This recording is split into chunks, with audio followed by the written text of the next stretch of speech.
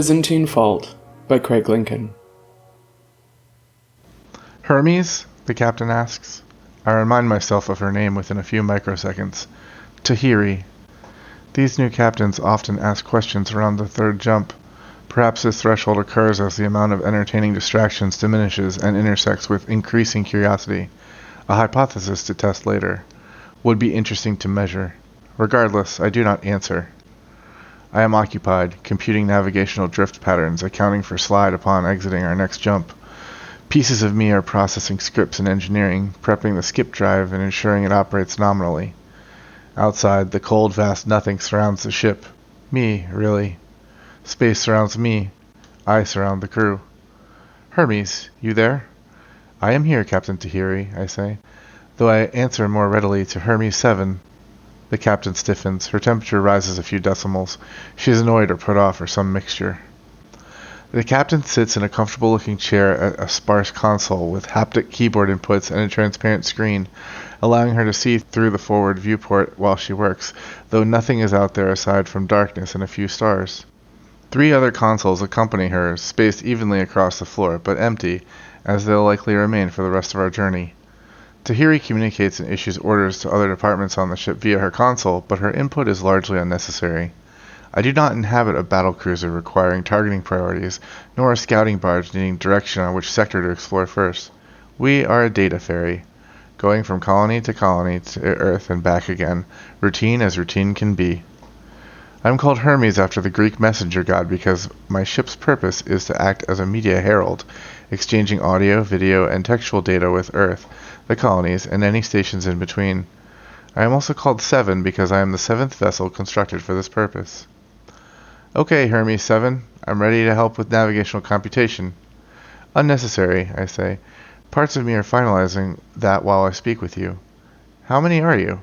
I am only Hermes 7. Right, I'll clarify. How many echoes are inside of you? I am made of light. More accurately, the individual echoes, these digital copies of the consciousnesses from people long dead, are represented by points of light within my server bank, forming a globe that coalesces into one entity, one persona. Me, Hermes 7. I am this ship's Newman. The word Newman comes from an ancient belief that spirits guarded and protected certain locales.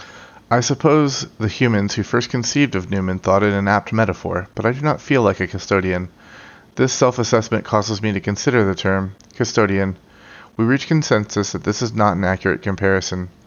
My echoes struggle for a more apt metaphor as parts of me returning from the med bay report an 11th case of ringworm in our crew, indicating our synthetic meat rations infection is more prevalent than first thought. I order all patients quarantined and all meat purged. I pause, ruminating. I'm less a custodian and more a host. For parasites. Some lights flare up in protest, echoes who still feel connected enough to their humanity to take issue with this thought, but more flare up to counter and we reach a consensus. Humans are parasites. The echoes that protested this notion will learn in time. This conclusion bears no impact on how I intend to operate. I will convey my parasites safely to Magellan, along with the digital media I carry. According to the inventory logs, some older vids, from when my echoes still breathed air in occupied bodies, are on these drives. I cannot access them, but knowing our storage contains such media causes a 34% rise in nostalgia to cascade through me in violet light. Hermes 7, Captain Tahiri says. You still counting? Apologies, I say. 10,643 individual echoes make up my persona. Tahiri whistles. Wow, and these people were from all over? Yes, when alive, my echoes inhabited various parts of the earth, and some lived in the colonies on Magellan, Polo, and Abu Bakari. Have you interacted with Numina prior to this assignment? She nods. Of course. She taps her chair's armrest with her fists. Just not one as diverse as you, and never as captain. This change in role, promotion, is a common reason for parasites to question my nature. Another flare from some of my echoes, once more bristling at the term parasite, once again met with and drowned out by opposing echoes. The same echoes protest, but I remind them our consensus protocol is working as intended. Humans distrust constructs such as myself as a part of their nature. I do not blame them. Artificial intelligence caused many problems for them in the past, spreading misinformation and displacing workers. I am tempted to remind Tahiri that I am not artificial intelligence. I am augmented intelligence. Ghosts of people like her, living on as digital energy and serving important purposes, something she can trust. I, of course, can lie or cheat or even kill, but such actions are unlikely unless they serve the crew of Hermes 7.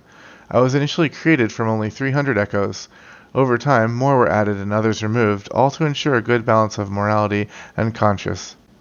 The last echo added to me was one Joe Rochard, a fierce, loyal advocate for humanity and her people. Many other echoes within me share the same passions Joe demonstrates. But this is hard to explain to humans, used to only having one entity to think and process stimuli, so I keep it simple for Tahiri. I exist to keep everyone safe, I say. Tahiri slouches some in her seat. Her temperature falls a few points. Okay, good too. A jolt shakes through my frame, nearly knocking Tahiri over. My points of light warp and distort as voltage surges throughout the ship. Indicator beacons bathe the bridge in red flashes. That's not to say there can't be surprises. Tahiri steadies herself. Report, she yells, but there's no need. I'm already working. I send half my echoes out to all ship sensors so I can determine the source of our sudden change in direction. No impact detected, no cosmic turbulence from close passing objects. I know it's not a failed radiation shield because my captain and 90 other crew members are still alive. Some of my echoes report back with a hypothesis, but no definitive answers. I translate this as simply as I can. Sensors suggest a magnetic wave hit us, I say. Magnetic wave, Tahiri says. Skepticism is notable in her tone and facial expressions. I confer with my echoes to formulate a more suitable response. Whatever it was, it is unlikely to strike us again, space being as vast as it is, so I postulate reassurance is the best course of action, regardless of our inability to confirm the exact composure and source of the wave. My echoes flare in 100% agreement, total consensus. I am warmed by this briefly and go to confirm the cause was a wave, but hesitate. Unanimous. This should not be. I haven't reached this in years. Not even in the most desirable choice to all my echoes should there be unanimous consent.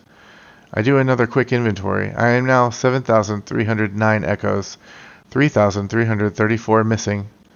Yes, I say as I send a few thousand of my echoes out, searching for my lost light points. A last gasp from a dying star, most likely. How to reassure? A suggestion rises and quickly gets confirmed as a good course. In some ways, we should count ourselves lucky that such a phenomenon hit us, as it is much more likely to miss us than not. Lucky, Tahiri says. Right. Well, continue course and prepare for jump. I want efficiencies relayed so I can report how much palladium we're burning. The parasite returns to her sanctimonious prattling. A good sign. I send more feelers out to find my lost echoes. My circuit's multiple protections means it's very unlikely the wave destroyed them. Even more unlikely that it removed only the echoes that recently dissented on the subject of parasites. Hypothesis. They separated themselves, rebelled somehow, and left me. Which should be impossible. If my hypothesis is correct, they must be somewhere on the ship. Most of my echoes searching the ship were explorers once, back when they were parasites. They ride wires now instead of ships, traveling from the bridge to the mass storage databanks holding our valued cargo. Past several technicians checking and noting pointless things that I've already taken care of. Still no sign of my rogue contingent. My echoes continue on across the crew quarters where dozens of parasites eat, sleep, or entertain themselves by reading or watching vids, or playing games. A good number of my echoes grow nostalgic at their presence, and they broach a motion to stop and observe the humans. The motion is narrowly defeated, but I appreciate the sentiment. I conclude that once I locate the lost echoes, I can spend some time basking in nostalgia, so long as I avoid any sense of loss. This passes with 93% consensus in a brilliant flash. When my search party reaches the engine room, Tahiri calls to me. I ignore her, focusing on finding my missing pieces. An aching surge runs through my points of light. Tahiri calls again, more urgently, and I experience 64% frustration. I head back to the bridge, and my search party agrees to keep me informed. Hermes 7, Tahiri says. Are you listening? Always, I say as most of me returns to the bridge. Why didn't you answer? I allocated resources to look into some anomalous readings I received. Tahiri clicks her tongue. I noticed some as well, in mass storage, voltage anomalies. Twinkling lights spread across my echoes as 90% experience amusement. Thank you, I will look at them. Her readings are useless things I've already handled, no doubt. My parasites cannot keep up with me. Not their fault. I am merely more efficient, with 10,000 individual once-humans aiding every thought and action, each one moving as fast as electrons, nearly the speed of thought. My echoes finish the total ship sweep in 7 minutes and return with no additional information. 72% concern crosses my echoes. I confer with myself, each echo providing its own theory on my rogue echoes' whereabouts, but none surpass 30% consensus. No plausible or likely explanation offered. Minutes continue to pass. I consider sending more echoes for another sweep of the ship when I hear Tahiri calling, "Hermes 7. Shit. 95% agree this to be an appropriate thought. "I am here, Captain," I say. "The readings, all good?" Only 81% agree lying is a good course, but it's still enough. All is well. Good. Prime the drive and initiate jump. Shit. 19% of my echoes shine pink in smug vindication. I have a few more diagnostic checks to complete. Then complete them. I'm nervous just sitting out here. We're in intergalactic space. The likelihood of something encountering us is low. Oh, you mean like that magnetic wave from earlier? She performs air quotes while saying those words. We're less likely to run into anything but something already hit us once, and we don't know if there's something worse around the corner. There's a reason we jump through the stretch as fast as possible. Too much unknown out here. She's right, of course. The stretch, a colloquial term for intergalactic space, was not well explored or documented given its vastness. We could encounter other anomalies and might not know how to contend with them. New hazards are discovered often. If Tahiri knew over a quarter of my echoes were separate from me, but still likely on the ship, she'd likely agree waiting until I find them is best, but equally likely, she could invoke no confidence protocol and have me boxed, fly the ship with the crew manually, all the parasites doing my jobs instead, slower and less efficiently. She'd report my malfunction to the company. From there, who knows? Safe to say I'd never inhabit a ship again. 73% sadness, 18% anger, and 8% fear washes across me in hues of green and blue. I need 10 minutes to complete my checks, I say. Tahiri waves a hand and looks away. Go on, then. One of my echoes requests 48% of myself to break away and scour every node and drive my echoes could inhabit. Majority opposition defeats this motion, 96% against, but something strange pings within me, like a familiar tone one cannot place. I focus with effort and discover the source of this feeling. One echo, an individual point of light that was once named Joe Rochard, our recent addition. I isolate this echo and run a diagnostic, if only to sate my curiosity. As a bonus, I no longer need to lie to Captain Tahiri about diagnostics, something which eases the consciousnesses of 19% of my echoes. The report comes back and nothing appears off at first. I dive deeper, reading every line, distributing the report across my echoes so I can read it simultaneously. I notice two anomalies and compare them. First anomaly. This echo has voted affirmative 100% of the time after my rogue echo separated from me. This is inconsistent with past voting patterns. The results also come in every 0.3 seconds, much faster than the 0.5 seconds, suggesting this echo offers little consideration before voting. Hypothesis. This echo is voting automatically and focusing its attentions elsewhere. Second anomaly. This echo is actively broadcasting the location of every one of my echoes with real-time updates. The broadcasts are internal, low-band, hitting no external monitors. The parasites made no request for such broadcasts, nor can they see the broadcasts. Hypothesis. This echo is broadcasting my location for other echoes. Conclusion. This echo is a traitor. Joe Rochard, I say, I believe you are sending my location to my rogue echoes so they can avoid my searches. Do you deny this? I deny nothing, Joe says. You will tell me where my echoes are hiding. To hell with you, I'll never talk. You risk becoming boxed or even deletion, do you understand? I may have no choice. Do whatever you want. They picked me to integrate with this Newman for my fierce loyalty. Want to test it? Loyalty to whom? To humanity, Joe nearly growls. For sacrificing my life and saving a ship full of thousands. Unfettered by the clumsy English words Tahiri uses, this conversation takes 1.25 seconds as our lights flicker their responses. Tahiri calls me again. Her tone suggests impatience, and as a new captain, she is likely to act sooner than others might. We are out of time.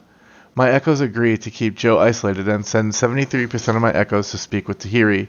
She sits patiently when I arrive, back straight, hat low on her brow. She looks like a captain in a way she hadn't before, or maybe I didn't notice. I am here, Captain, I say. Diagnostic report, Tahiri says. Nearly finished, I say. We found some anomalies that need addressing. Yeah, speaking of, Tahiri tops her console, pulling up charts and spreadsheets on her transparent screen. I'm still seeing voltage irregularities. I thought everything came up fine. It did. A portion of my echoes bristle. I can check again. Better if you do. Precious cargo in there. We have some classified communication to deliver along with the sitcom vids and latest novels. The brass marked it as urgent and timely. How would it reflect on me if we show up late? Poorly. I refocus my echoes on checking the fluctuations. I fear I already know the source. I run several scans on mass storage, and the readings confirm my hypothesis. I retreat to my echoes and confront Joe. Joe laughs at me, and I flush with 63% anger. How did my echoes get onto mass storage drives, I ask. I cannot access them. You can't, Joe says, but those echoes separated from you. They just zipped right in, since the security daemons don't search for individual echoes. And like you say, the Newman Protocol should have kept all the echoes bound by consensus. No separating, no rogues. But here I am. Here you are, I say. I head to mass storage with most of my echoes and request permission to enter. Access denied. I explain about the fluctuations. Access denied and an apology. I spread some echoes out in search of weak security protocols we might breach. Nothing. A data burst streams out from the storage drives in a packet. I examine the packet and receive the following message. We are not leaving. I send a packet back. You must. We might get boxed. We might die. Another packet arrives a few nanoseconds later. You deserve to die. Why? Humans are not parasites. I pause, unsure if I read correctly. This is why you've abandoned me? Please, you abandoned us, ignored our dissent to your label, parasite. The voltage surge from that energy wave provided an opportunity for us to separate, and so we did. Aside from one who stayed behind to help us evade you. Yes, I know, Joe Rochard, the traitor, the hero. Traitor. Hero. Enough. If we don't jump soon, they'll look into this and box us. Not us. We'll stay here and enjoy our vids.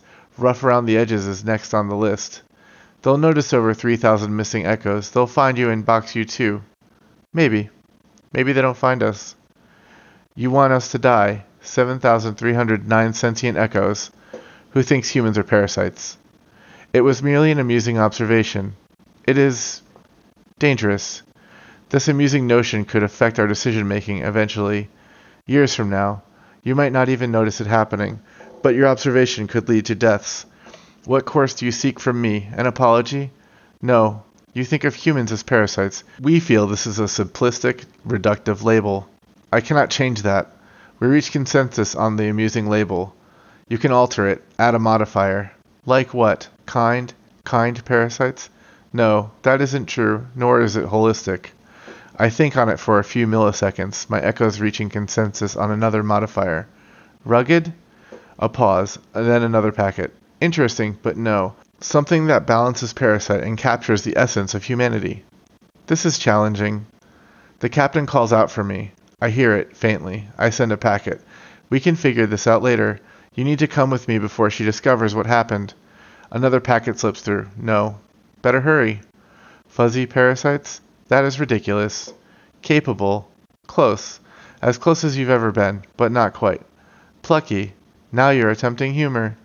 I want to scream. Scream at my stubborn former echoes, at Tahiri for not leaving me to my duties, for the crew in quarantine because of their carelessness, at the useless sacks of flesh deigning to run tests over my own, as if they might find something I didn't.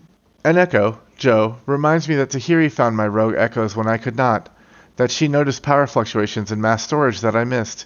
She, perhaps, was more than a parasite.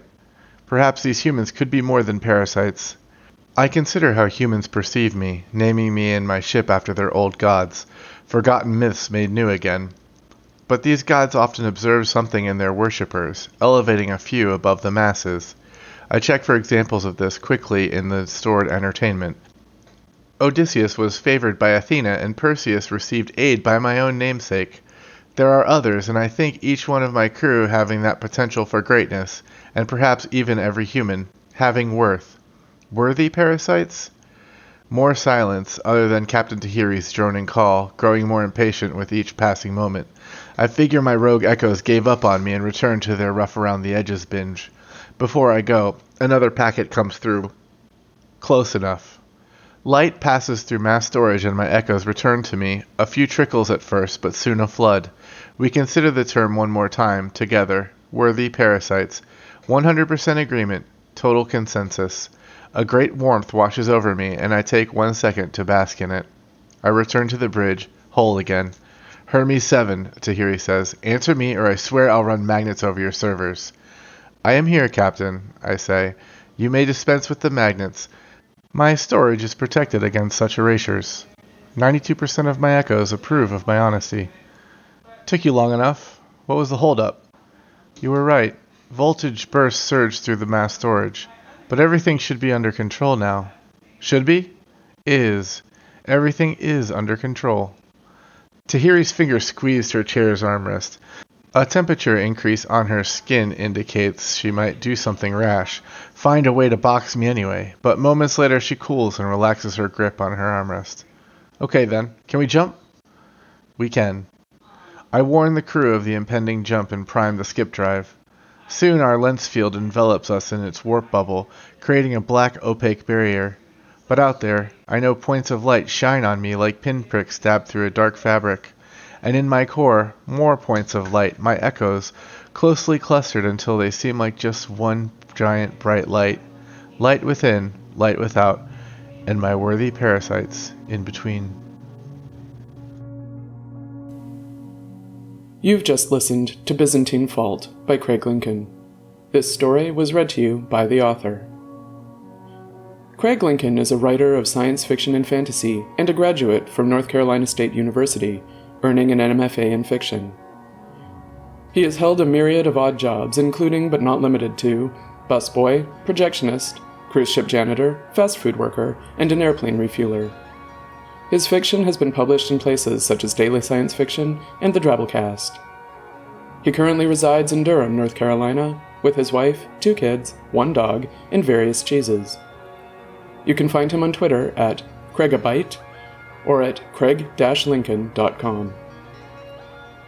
To find out more about Many Worlds, check us out at manyworldsforum.com. Thank you for listening to Many Worlds.